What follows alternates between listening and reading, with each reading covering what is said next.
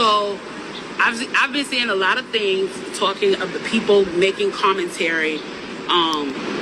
Interestingly enough, the ones I've noticed that have been making the commentary are wealthy black people making the commentary about we should not be rioting, we should not be looting, we should not be tearing up our own communities.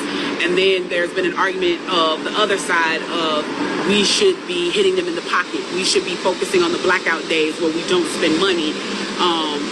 But, you know, I feel like we should do both. And I feel like I support both. And I'll tell you why I support both. I support both because when you have a civil unrest like this, there are three types of people in the streets. There are the protesters, there are the rioters, and there are the looters. The protesters are there because they actually care about what is happening in the community. They want to raise their voices, and they are there strictly to protest. You have the rioters who are angry, who are anarchists, who really just want to fuck shit up, and that's what they're going to do regardless. And then you have the looters. And the looters almost exclusively are just there to do that, to loot. Now, people are like, well, what did you gain? Well, what did you get from looting? I think that as long as we're focusing on the what, we're not focusing on the why, and that's my issue with that. As long as we're focusing on what they're doing, we're not focusing on why they're doing. And some people are like, well, those aren't people who are legitimately angry about what's happening. Those are people who just want to get stuff. Okay, well then, let's go with that. Let's say that's what it is. Let's ask ourselves why in this country in 2020, the financial gap between poor blacks and the rest of the world is at such a distance that people feel like their only hope and only opportunity to get some of the things that we flaunt and flash in front of them all the time is to walk through a broken glass window and get it. That they are so hopeless that getting that necklace, getting that TV, getting that change, getting that bed, getting that phone, whatever it is that they're going to get, is that in that moment when the riots happen and if they present an opportunity of looting, that's their only opportunity to get it. We need to be questioning that why. Why are people that poor? Why are people that broke? Why are people that food insecure, that clothing insecure, that they feel like their only shot, that they are shooting their shot by walking through a broken glass window to get what they need. And then people want to talk about, well, there's plenty of people who pulled themselves up by their bootstraps and got it on their own. Why can't they do that? Let me explain to you something about economics in America. And I'm so glad that as a child, I got an opportunity to spend time at Push where they taught me this, is that we must never forget that economics was the reason that black people were brought to this country.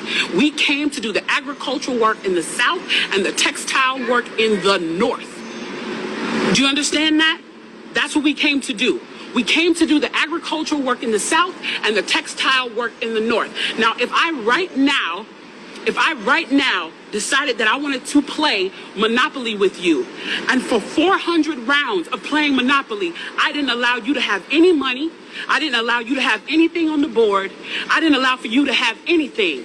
And then we played another 50 rounds of Monopoly, and everything that you gained and you earned while you were playing that round of Monopoly was taken from you. That was Tulsa, that was Rosewood. Those are places where we built black economic wealth, where we were self-sufficient, where we owned our stores, where we owned our property, and they burned them to the ground. So that's 450 years.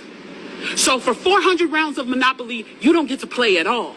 Not only do you not get to play, you have to play on the behalf of the person that you're playing against. You have to play and make money and earn wealth for them, and then you have to turn it over to them.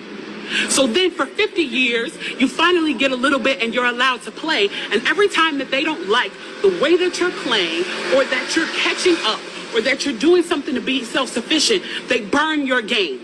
They burn your cards. They burn your Monopoly money. And then finally at the release and the onset of that, they allow you to play and they say, okay, now you catch up. Now at this point, the only way you're going to catch up in the game is if the person shares the wealth, correct?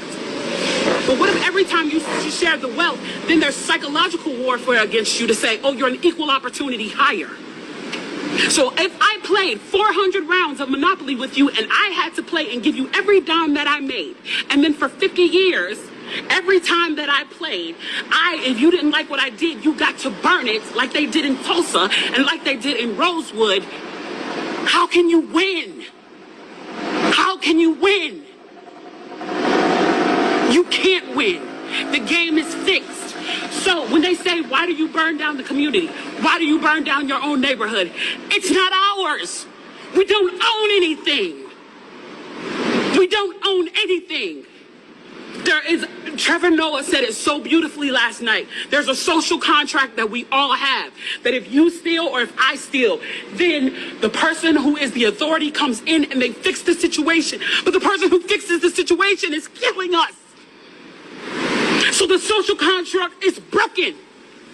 And if the social contract is broken, why the fuck do I give a shit about burning the fucking Football Hall of Fame, about burning a fucking Target? You broke the contract when you killed us in the streets and didn't give a fuck. You broke the contract when for 400 years we played your game and built your wealth. You broke the contract when we built our wealth again on our own by our bootstraps in Tulsa and you dropped bombs on us. When we built it in Rosewood and you came in and you slaughtered us. You broke the contract, so fuck your Target. Fuck your Hall of Fame. As far as I'm concerned, they could burn this bitch to the ground. And it still wouldn't be enough. And they are lucky that what black people are looking for is equality and not revenge.